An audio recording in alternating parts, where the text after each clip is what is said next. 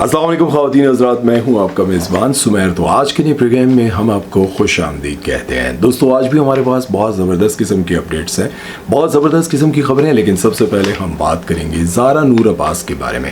अच्छा, ये जो खबर मैं आपको देने जा रहा हूँ ना, ये स्पेशली लड़कियाँ बड़े इत्मीनान से गौर से सुने, क्योंकि ये आपकी बॉडी से, आपकी ज़िंदगी से रिलेटेड है। ज़ारा नूर अब्बास कहती हैं कि मुझे बहुत बुरा लगता है कि जब किसी औरत को, किसी लड़की को ये कहा जाता है कि तुम बहुत मोटी हो गई हो, तुम बहुत मोटी हो गई हो। इसके साथ उन्होंने अपनी ज़िंदगी का एक किस्सा भी सुनाया, एक वाकया भी सुनाया। उन्होंने कहा कि जब मैं माँ बनी, जब मैंने एक बच्चे को जन्म दिया तो मेरा वेट बहुत ज़्यादा बढ़ गया था। उस वक्त मुझे क्रेविंग हो रही थी, मैंने आइसक्रीम खानी थी। तो मैं एक शॉप पर चली गई, मैंने आइसक्रीम ली और वापस जब मैं काउंटर पर आई पैसे देने के लिए, तो वो जो शॉपकीपर था वो मुझे कहने लगा, जो कैशियर था, कि आप ज़ारा नूर अब्बास हैं। तो मैंने कहा हाँ, मैं ज़ारा नूर अब्बास हूँ। लेकिन साथ में उन्होंने कहा कि आप तो बहुत मोटी हो गई हैं। तो मैंने कहा हाँ, वो मैंने ना, मेरा बच्चा हुआ ना, तो इसलिए मेरा वज़न बढ़ गया और इस तरह से। अच्छा, ये बातें आपने गौर से सुनी है, फिर आपको दोनों चीज़ें समझ आएंगी। क्योंकि जब माँ बनते हैं, जब वेट बढ़ता है, तो फिर आपको करना क्या चाहिए। अच्छा, जब उसने कहा कि आपका वेट बढ़ गया, उन्होंने आगे से एक्सप्लेन किया कि मैं माँ बनी हूँ, मैंने बच्चे को जन्म दिया, इसलिए मेरा वेट बढ़ गया। वो सुनने के बाद वो गाड़ी में गई और गाड़ी में जाने के बाद वो रोने लग गई। वो कहती है मैं रोने लगी और उनके जो शौहर हैं असद, उन्होंने कहा कि भाई रो क्यों रही हो। उससे कहा कि भाई शॉपकीपर ने मुझे ये बात की है। तो उन्होंने कहा जाओ वापस और उसको जवाब देकर आओ। अब वो वहां पर गई और शॉपकीपर को कहा कि तुम होते कौन हो मुझसे ये पूछने वाले, मेरे पर ये सवाल उठाने वाले, मुझे ये बात कहने वाले कि तुम्हारा वजन बढ़ गया, तुम मोटी हो गई हो। कहती है मैं बहुत बोली, बहुत शोर किया और मैं आ गई। आप ज़ारा नूर अब्बास हैं? देखा आप कितनी मोटी हो गई हैं। और मैं क्यों बताऊं आपको, और आप हैं कौन मुझे कमेंट करने के लिए। आप मुझे कह रहे हैं कि आप ज़ारा नूर अब्बास इतनी मोटी हो गई, आप मुझे क्या कैसे सकते हैं। आप बात यहाँ पर ये सोचने की है कि जब औरत का वजन बढ़ता है, जब वो बच्चे को जन्म देती है, उसका वेट बढ़ता है, तो ओब्वियसली उसका साथ देना चाहिए, उसको ये कहना चाहिए। ज़ाहिर उसने अपनी केयर भी करनी है, ख्याल भी रखना है, बच्चे को भी देखना है, भूख भी लगती है। और जो बच्चे मदर फीड पर होते हैं तो ज़ाहिर माओं को खाना भी पड़ता है। लेकिन अगर उनके बरक्स आप बहुत सारी और एक्ट्रेसेस को देखें, जब वो अपने बच्चे को जन्म देती हैं तो जन्म देने के साथ जब वो ठीक हो जाती हैं तो उसके बाद वो अपनी फिटनेस का बहुत ख्याल रखती हैं। अब आपका वेट बढ़ा, फिर सालों साल बढ़ा रहा और किसी ने आपको देख लिया और आपको कहा कि आपका वजन बढ़ गया, तो इसका मतलब ये है कि आपने अपनी केयर नहीं की। जिस तरह से बहुत सारी एक्ट्रेसेस, आप इंडियन एक्ट्रेसेस को देखें, उनके बच्चे होते हैं तो बच्चे होने के बाद वो अपनी फिटनेस पर बहुत फोकस करती हैं, इतना ख्याल रखती हैं कि आप करीना कपूर को देख लें, उनके बच्चे नहीं हुए। और बहुत सारी एक्ट्रेसेस हैं, उनके बच्चे नहीं हुए।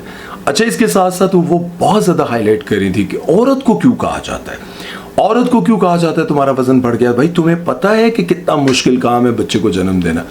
ऑब्वियसली बहुत मुश्किल काम है। 9 महीने तक माँ अपने पेट में बच्चा रखती है, फिर वो तकलीफ सहती है। मतलब आप इसको किसी के साथ कंपेयर कर ही नहीं सकते। ये दुनिया का मुश्किल तरीन काम है। और नबी करीम सल्लल्लाहु अलैहि वसल्लम ने वैसे तो नहीं कहा कि जिस औरत के ज़्यादा बच्चे होंगे वो जन्नती होगी। जाहिर है कि जो इतनी तकलीफ में रहेगा, जिसने इतने बच्चों को जन्म दिया, उनकी तरबियत की और उम्मत मुस्लिमा की वो जो तादाद है वो बढ़ाई और वो नेक रहे और उन्होंने फिर अल्लाह और उसके रसूल के रास्ते में काम किया, उन बच्चों में से कुछ ऐसे होंगे जो अल्लाह के रास्ते पर, अल्लाह के दीन के लिए बहुत सारा काम करेंगे, तो जन्नत वैसे तो नहीं मिल जाती। लेकिन यही मामलात अगर मर्द के साथ हों, वो परेशानियों में, गुर्बत में, या फिर अपने हालात से तंग आकर अपनी केयर छोड़ता है, अपने बच्चों की फ़िक्र करता है, अपनी बीवी की फ़िक्र करता है, उस पर तो शादियों पर बहुत ज़्यादा वो बातें हो रही होती थी। तौन निकला इसकी, क्या हाल हो गया तेरा यार, ओए यार इसका कद देख यार, ये तो बहुत गिट्ठा है यार। शादियों पर जिस तरह अभी आप देखें ना, बहुत सारी हमारी मॉडल्स हैं, एक्ट्रेस हैं, वो किसी के साथ शादी कर लें। फ़िज़ा अली को ही देख लें। फ़िज़ा अली ने शादी की, उनके हस्बैंड का नाम है एजाज खान। उनकी हाइट को लेकर, उनके बालों को लेकर कितनी तनकीद की लोगों ने। उसके बाद लाइबा खान के शौहर को देखा, उनकी ड्रेसिंग पर बहुत ज़्यादा बातें हुई, फिर उनकी एज पर बहुत ज़्यादा बातें हुई। तो जिस तरह से औरतों को तकलीफ़ होती है, इसी तरह से मर्दों को भी तकलीफ़ होती है।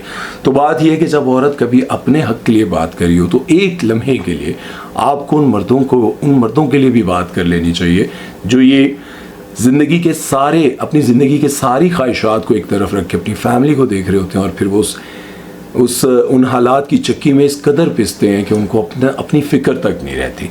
तो मेरा ख्याल है कि दोनों चीज़ों को देखना चाहिए। और फिर जो लड़कियां, मतलब पैदा करती हैं, जब वो माँ बनती हैं, तो उनको अपनी केयर लाजमी करनी चाहिए। ये नहीं कि अभी मैं बाद में कर लूँगी, बाद में कर लूँगी। एक चीज़ आप जहन में रखें, जो मैं आपको तरीका बताने जा रहा हूँ। आप खाना ज़रूर खाएं, बच्चों को फीड कराना जो भी, लेकिन आप एक्सरसाइज स्टार्ट कर दें। और ये मत सोचें कि मैं जिम जाऊंगी तो स्टार्ट करूंगी, नहीं। आप घर में ही पुशअप्स और बहुत सारी कुछ एक्सरसाइजेज हैं जो आप नॉर्मली घर पे कर सकती हैं। उससे ये होगा कि आपको आदत पड़ेगी। आपने 1 घंटा लाजमी एक्सरसाइज करनी है। खैर, इस टॉपिक को अगर बहुत खींचेंगे तो बहुत लंबा हो जाएगा, लेकिन आप लोगों ने ये लाजमी करना है, अपनी केयर लाजमी करनी है। और फिर जब बच्चे को मदर फीड से जब हटाएंगी तो फिर आप उसके बाद डाइट पे आएंगी और फिर आपको आदत भी होगी एक्सरसाइज करने की और जल्दी आप इंप्रूव कर जाएंगे। खैर, चलते हैं नेक्स्ट खबर की तरफ और बात करते हैं जिम मैविशियात के बारे में, जिनको अपने वल्गर डांस पर बहुत फख्र महसूस हो रहा था। मतलब इतना फख्र महसूस हो रहा था कि उनके साथ बैठे हुए फाद मुस्तफ़ा भी कह रहे थे कि भाई कमाल, ओए होए क्या आइटम सॉन्ग था। अच्छा, आप सबको पता है कि फाद मुस्तफ़ा और मैविशियात की फिल्म आने वाली है ज़ॉम्बीट।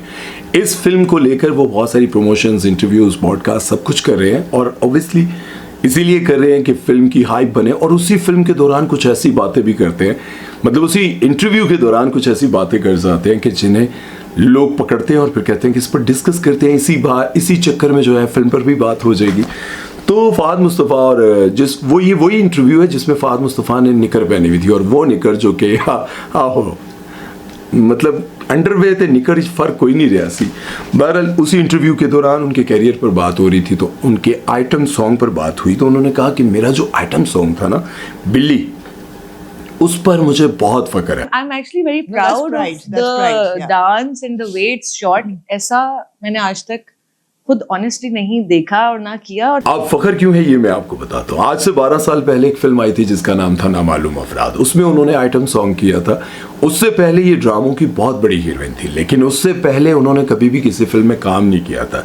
ये आइटम सॉन्ग करने के बाद वो फिल्मों की बहुत बड़ी हीरोइन बन गई। बल्कि आप ये समझ लें कि पाकिस्तान में फिल्म स्टार वो सबसे बड़ी हैं।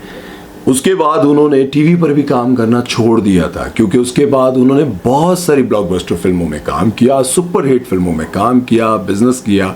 तो ड्रामों में काम करना इन्होंने छोड़ दिया। ड्रामों में भी इन्होंने लास्ट टाइम किया था, उस पर बहुत ज़्यादा इनको ट्रोल किया गया था कि भाई एक ही, वो चुड़ैल नाम था या क्या नाम था, चुड़ैल नहीं, डाइन नाम था उसका। खैर, उस ड्रामे में इन्होंने डबल कैरेक्टर किया था और उस डबल कैरेक्टर को लेकर सोशल मीडिया पर इनकी खूब जो है ना ट्रोलिंग हुई थी, बहुत ज़्यादा इंसल्ट भी की गई थी।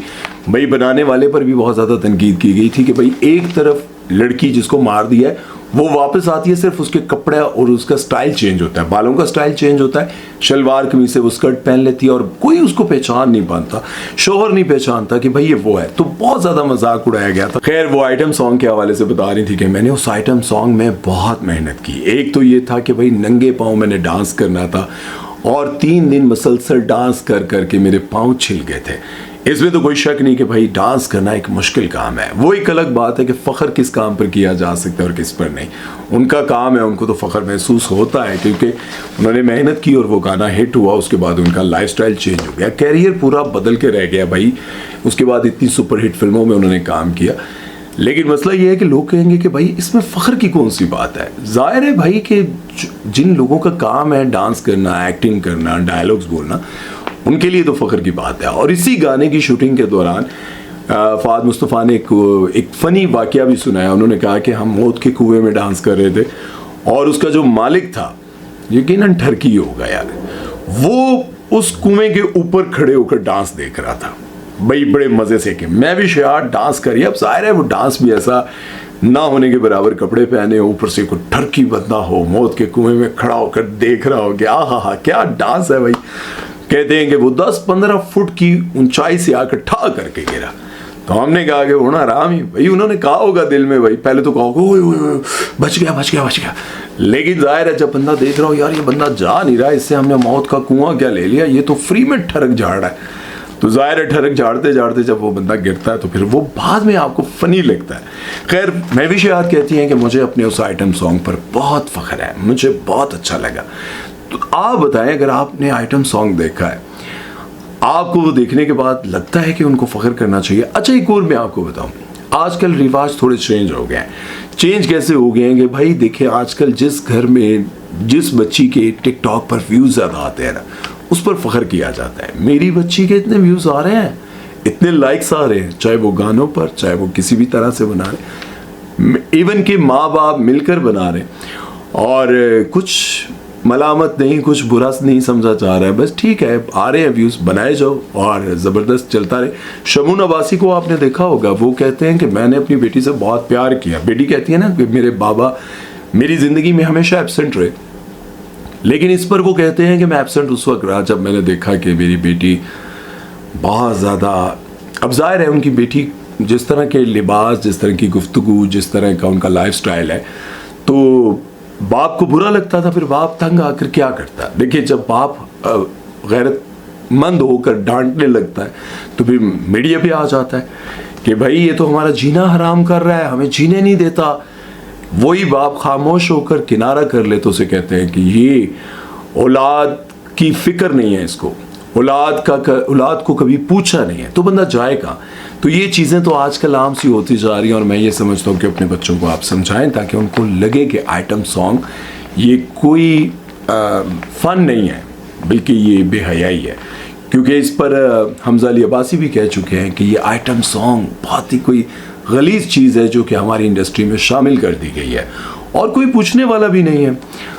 चलता तो ये सालों से आ रहा है, अज़लों से चलता आ रहा है, लेकिन फिर भी मेरा ख्याल है कि नहीं होना चाहिए। खैर चलते हैं नेक्स्ट खबर की तरफ, बात करते हैं जी आमिर खान और नादिया खान के बारे में, जिनको पाकिस्तानी मेल एक्टर्स की एज से बहुत ज़्यादा प्रॉब्लम है, और वो वक्तन फ़वक्तन कहीं ना कहीं पाकिस्तानी मेल एक्टर्स पर गोलाबारी करती रहती हैं। अभी उन्होंने रिसेंटली आमिर खान को अपने प्रोग्राम में लिया, यानी कि कॉल पे आई थिंक सो लिया, और उनसे बात करते करते उन्होंने पाकिस्तानी मेल एक्टर्स के बारे में बात की कि हमारे पाकिस्तानी मेल एक्टर की जो उम्र है वो गूगल पर या कहीं भी 4 साल में एक बार बढ़ती है, और जो हमारी फीमेल एक्टर्स हैं उनकी उम्र 1 साल में 4 बार बढ़ाई जाती है। मतलब बहुत जल्दी उनको बूढ़ा बना दिया जाता है। हमारी इंडस्ट्री के जो लड़के हैं उनकी उम्र नहीं हो रही, और जो लड़कियां उनकी लग रहा है 1 साल में 4 साल गिराएं आ रही हैं।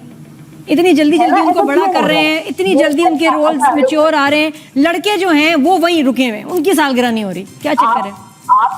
आप प्लीज इस चीज पे उनका भी केक कटवाएं, उनकी भी सालगिरह करवाएं। और फिर दूसरी बात उन्होंने ये कही कि भाई हॉलीवुड की 75-76 साल जो एक्ट्रेसेस हैं, जो बहुत पुरानी एक्ट्रेसेस हैं, उनकी उम्रें इतनी हो गई हैं, लेकिन उनको हीरोइन लिया जाता है। लेकिन पाकिस्तान में जैसे ही लड़की 35 साल की होती है, 30-35 साल की, तो बस उसका कैरियर ख़त्म हो जाता है। अगर इस बात पर आए तो मैं महविशात को देखता हूँ, उनका कैरियर तो नहीं ख़त्म हुआ। मैं माहिरा खान को देखता हूँ, उनका कैरियर तो नहीं ख़त्म हुआ।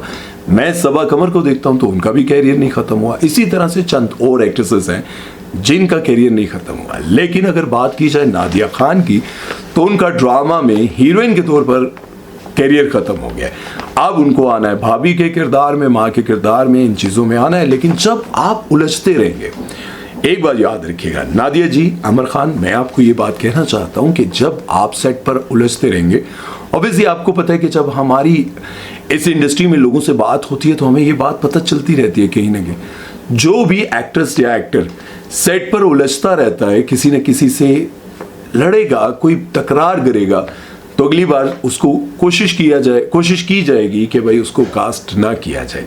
क्योंकि जब आप बार बार कहीं ना कहीं कहेंगे कि ये मेरा हक बनता है और आपने उसको दिया, क्योंकि आप एक वक्त में बहुत बड़ी एक्ट्रेस रह चुकी हैं, मॉर्निंग शो क्वीन रह चुकी हैं, अभी आप फिर से छाई भी हैं, लेकिन आप अगर सोचेंगे मुझे वो वाला प्रोटोकॉल मिल जाए तो वो नहीं मिल सकता।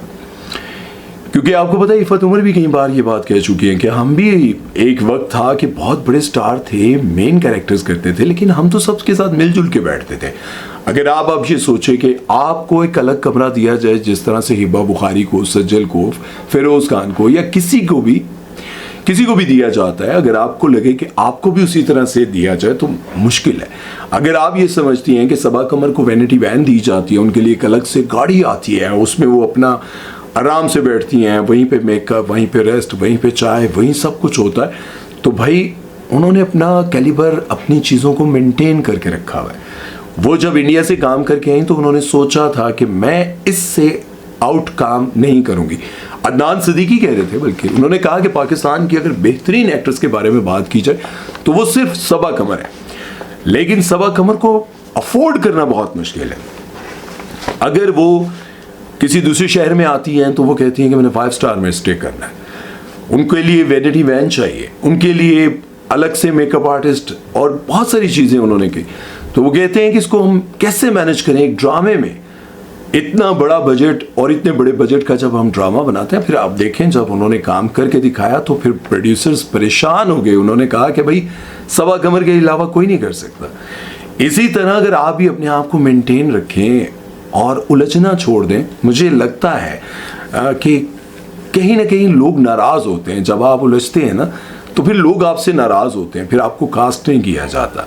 और फिर मुझे लगता है कि अगर आपकी ये फील्ड जो अच्छी जा रही है, मॉर्निंग शोज और उसके बाद एक और शो आपका आता है, क्या ड्रामा है वो आप शो कर रही हैं, तो पैसे आप कमा रही हैं, क्या टेंशन है, करती रहें, लगी रहें। और अगर कोई के मिजाज का बंदा आपको मिलता है तो उसके साथ आप ड्रामा भी करें, अच्छी बात है। बहरहाल आपको क्या लगता है कि नादिया खान के लिए भी कोई स्क्रिप्ट लिखा जाना चाहिए कि नादिया खान भी एक बड़े किरदार में कहीं नजर आए? और बात अगर हम करें अमर खान की, तो अमर खान का कैरियर मुझे इन दिनों बहुत अच्छा नहीं नज़र आ रहा, क्योंकि उनका कोई सुपर हिट ड्रामा नहीं है, कुछ नहीं है, तो उनको भी गुस्सा तो आता होगा, जाहिर है। लेकिन अमर जी, मैं आपको यही कहना चाहूँगा कि आप अच्छी एक्ट्रेस हैं, आपकी वालदा ने बड़ी मेहनत की आपको यहाँ तक पहुँचाने के लिए, आप खुद बहुत स्ट्रगल कर चुकी हैं, आपने अपना मकाम बड़ी मेहनत से बनाया, तो आप हिम्मत ना हारें। मेरा ख्याल है कि इन बातों से आपको कुछ हासिल नहीं होना। अगर आप मेहनत करेंगी तो फिर मेरा ख्याल है कि आपको भी एक ऐसा सुपर हिट प्ले मिल जाएगा। जब कोई ड्रामा लिखता है ना, उसके लिए सारे सुपर हिट होते हैं। वो ये सोचता है कि ये कहानी लोगों को लगेगी ठाक करके, लेकिन नहीं लगती। आपने देखा कि पाकिस्तान का एक वाहिद ऐसा एक्टर है जिसके लिए लोग मरते हैं कमेंट्स में और मैसेजेस में, हर जगह फिरोज खान, फिरोज खान, फिरोज खान। लेकिन पिछले अब ये जो ड्रामा है शदाई, इससे पहले अगर आप देखें तो उनके बहुत सारे ड्रामे वो मकाम, वो चीज़ें नहीं हासिल कर सके। हालांकि इतनी फैन फॉलोइंग होने के बावजूद भी लास्ट टाइम उनका एक ड्रामा जो कि मिसबा नौशीन का लिखा हुआ था, वो बुरी तरह से फ्लॉप हुआ। आप देखें, इतनी मोहब्बत करने वाले लोगों ने भी वो ड्रामा नहीं देखा।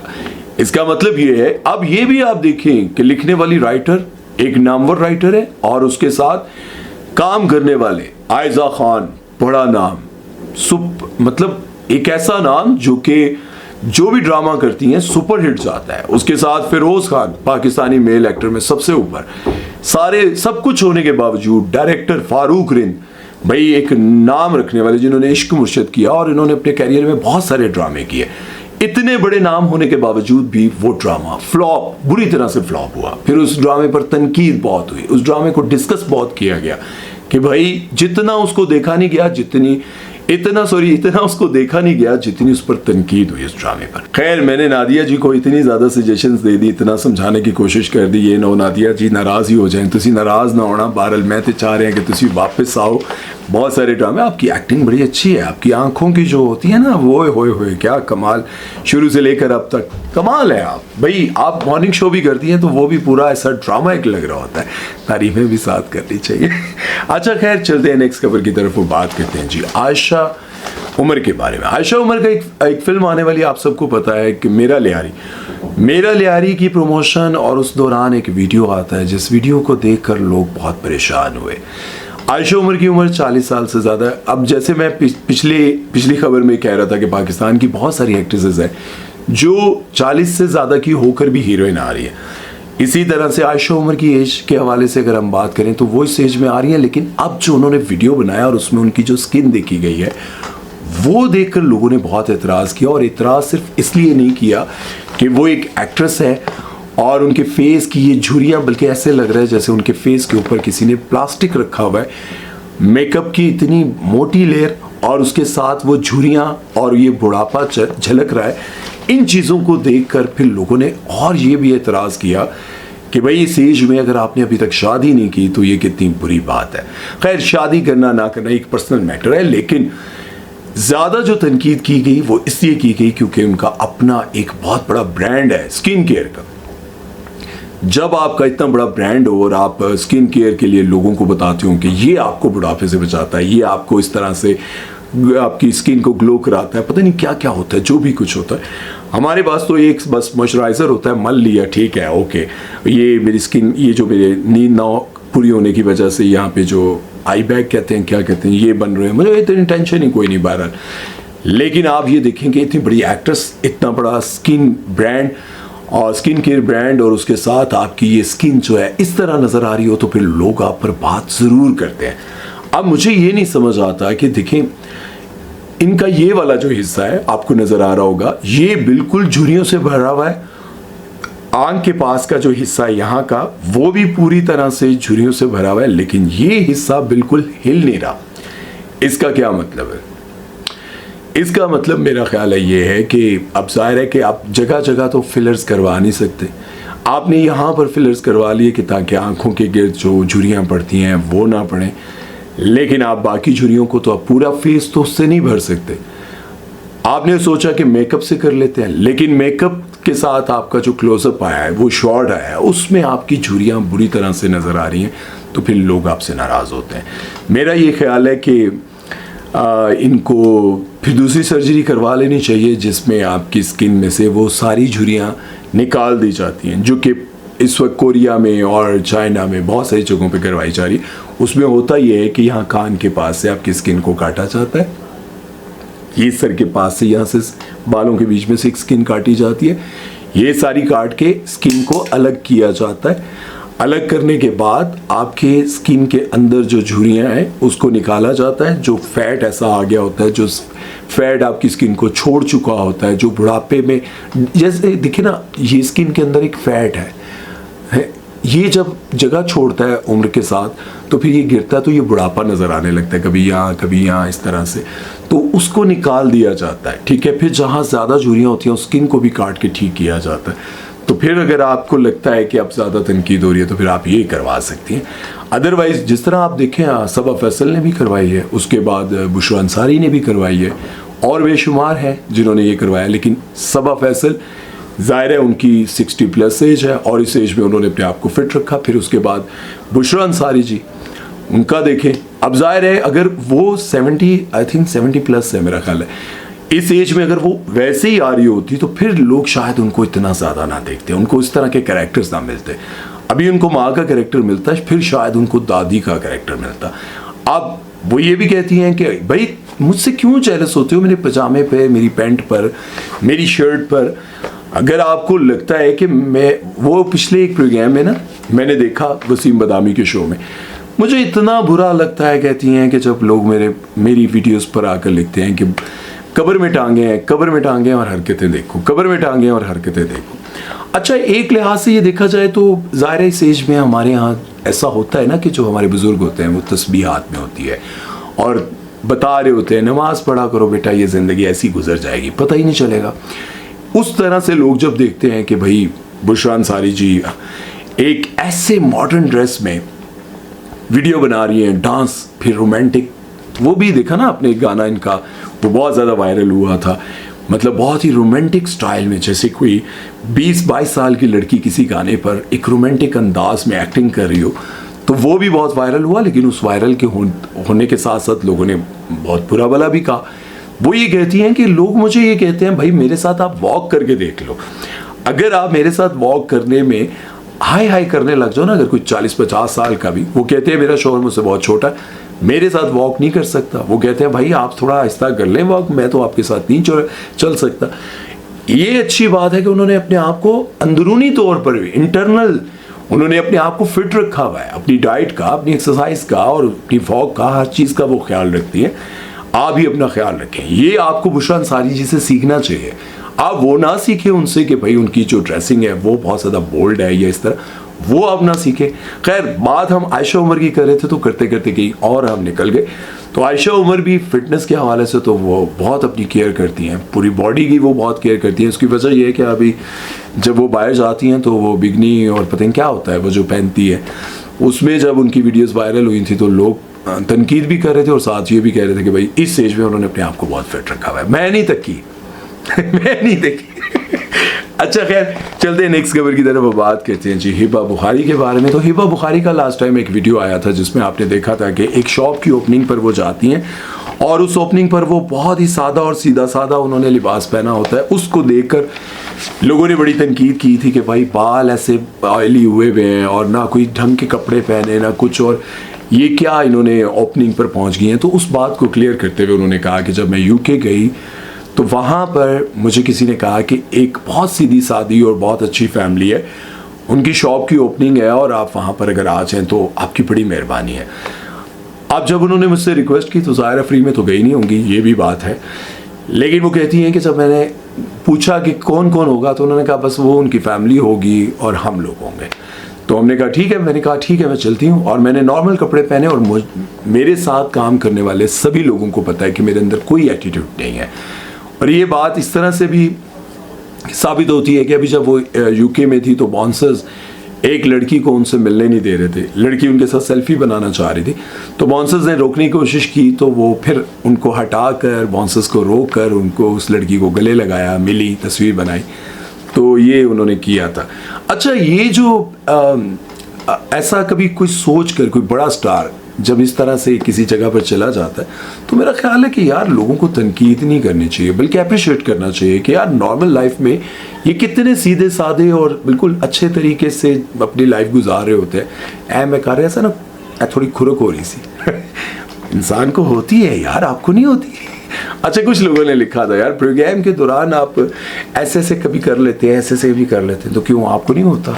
मुझे भी होता है। अच्छा, मैं बात ये कर रहा था कि आप भी अपनी ज़िंदगी में ना ये जो आपने अपने जहन पे सवार किया होता है, भाई मैं कोई बहुत बड़ी बला हूँ, मुझे वेल ड्रेस होकर निकलना है, साफ़ सुथरा ज़रूर रहें, कपड़े साफ़ पहने, अपने पाँव स्पेशली पाँव साफ़ रखें, दांत साफ़ रखें, अपनी आर्मपिट, अपने मतलब आपको ये चीज़ें साफ़ रखनी चाहिए कि आपसे स्मेल ना आए। ठीक है, बहुत सारे लोग हैं नहाते धोते हैं लेकिन अपनी सफाई का मैं क्या कहना चाह रहा हूँ, अपनी सफाई का वो बिल्कुल ख्याल नहीं रखते। जहाँ से वो बैठकर काफ़ी देर के बाद उठते हैं तब भी स्मेल आती है, उनके पैरों से स्मेल आती है, उनके मुँह से स्मेल आती है, और वो बिल्कुल केयर नहीं करते, नहाते हैं, साफ़ कपड़े भी पहनते हैं, लेकिन उनको ये नहीं पता होता कि मुझे अपनी सफाई और अपने आप से जो आने वाली स्मेल है उसको किस तरह से ठीक करना है, या मैंने किस तरह से अपनी लाइफ को इस तरह लेके चलना है कि लोगों में बैठूं तो अच्छा लगे। तो ये बात आपको सीखनी चाहिए कि आप सादा रहें लेकिन खूबसूरत रहे। अच्छा, हिब्बा बुखारी की जो हम बात कर रहे थे तो वो ये कर रहे थे कि भाई हिब्बा बुखारी बिल्कुल उनमें एटीट्यूड नहीं है, और इसी तरह से माहिरा खान में भी मैं अक्सर देखता हूँ कि वो पाकिस्तान में, ये बाकी सारे तो बाहर जाकर लोगों के साथ इस तरह होते हैं ना, तो माहिरा खान को मैंने देखा कई बार एयरपोर्ट पर बहुत सही जगहों पर लोगों से मिलती हैं, इतने अच्छे से मिलती हैं यार, मैं देख के हैरान हो जाता हूँ। और माहिरा खान के साथ काम करने वाले जितने भी बाकी लोग हैं वो बहुत तारीफ़ करते हैं, भाई माहिरा इतनी अच्छी हैं, माहिरा इतनी अच्छी हैं। मैं जब सुनता हूँ तो मैं कहता हूँ यार कभी मेरी जब मुलाकात होगी तो मैं उनसे कहूँगा कि आपकी मैंने बहुत तारीफ़ें सुनी है, जूनियर स्पॉट बॉय जितने लोग, भाई माहिरा जैसा कोई भी नहीं है। तो जब इखलाक अच्छे होते हैं, इखलाक बुलंद होते हैं तो लोग तारीफ़ तो करते हैं। खैर, चलते हैं नेक्स्ट खबर की तरफ और बात करते हैं जी फिल्म स्टार सना के बारे में। उनका एक वीडियो आ रहा है, उनको काफ़ी टाइम गुजर जाता है, वो बिल्कुल गायब हो जाती हैं और फिर अचानक से वो सामने आती हैं और फिर उनका ऐसा वीडियो आता है जिसमें वो कुछ ना कुछ एक्सरसाइज में उल्टा सीधा भी कर रही होती है। अभी जब उनका वीडियो वायरल हुआ तो उन्होंने एक बहुत ही टाइट सा वो ट्रैक सूट पहना हुआ है। एक तो उनकी बॉडी जो है वो बहुत सारे लोग कहते हैं कि वो ट्रांसप्लांट टाइप की वो बॉडी है, ठीक है। खैर, इस पर हम डिटेल हमारे पास हमने सुना है, सिर्फ लोगों से सुना हुआ है, तो हम इस पर ये नहीं कहते कि भाई ये राय हमारी सच है, या क्योंकि अगर हमने देखा होता किसी ऐसे बंदे का इंटरव्यू के हमने किया है तो फिर, लेकिन लोग लिखते हैं ऐसी बातें, तो मेरा ख्याल है सुनी सुनाई तो नहीं लिखनी चाहिए।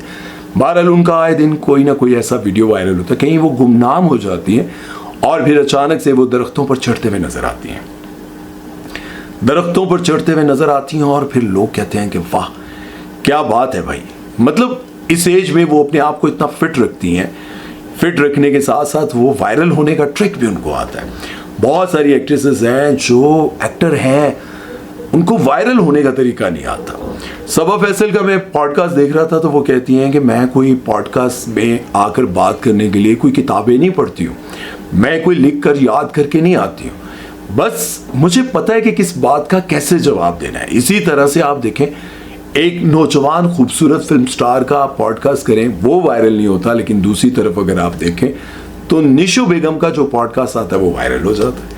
क्या वजह है? क्योंकि वो जो पॉडकास्ट दे रही होती हैं वो इतना ज़बरदस्त होता है, इतनी मज़ेदार बातें होती हैं और इतनी एनर्जी से भरे अंदाज में एनर्जेटिक होकर वो बात करती हैं कि बस बात करने वाला बंदा थक जाएगा, वो नहीं थकती। वो कहती हैं कि करो भाई, बात चलती रहे, तुम्हारे साथ मेरी गपशप चलती रहे, और हर बात का जवाब बहुत मज़ेदार होता है। खैर, इसी तरह से जो है इनको वायरल होने का तरीका पता है, सना को वायरल होने का तरीका पता है, और जब वायरल होती हैं तो फिर लोग इनको कुछ ज़्यादा मोहब्बत भरे अल्फाज में याद करते हैं कमेंट्स में। तो बहरहाल ये थी आज की खबरें। उम्मीद है कि आज का ये प्रोग्राम, मेरी बातें, सब कुछ आपको अच्छा लगा होगा, और किसी की दिल शिकनी हुई तो मैं माज़रत चाहता हूँ, क्योंकि हमारा काम सिर्फ खबर देना और इस खबर के ज़रिए लोगों को ये बताना होता है कि अपनी ज़िंदगी को आप कैसे इम्प्रूव कर सकते हैं, अपने सोच को।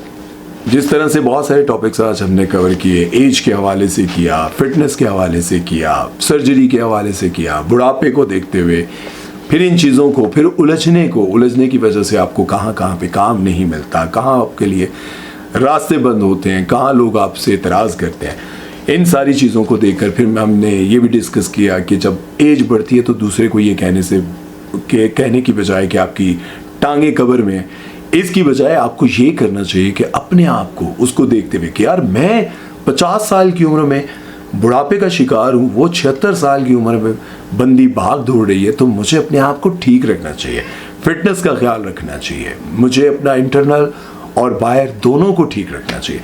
बहरहाल अल्लाह ताला आपको खुश रखे, आप जहाँ रहें मुस्कुराते रहें। मेरी वीडियोस आप देखते हैं और लंबी वीडियोस को देखते हैं, एंजॉय करते हैं। Thank you so much. ख्याल रखिएगा। सुबैर चौधरी को दुआ में याद रखिएगा, कभी कभी रिपीट भी हो जाती हैं चीज़ें। तो अल्लाह हाफिज़, खुश रहें।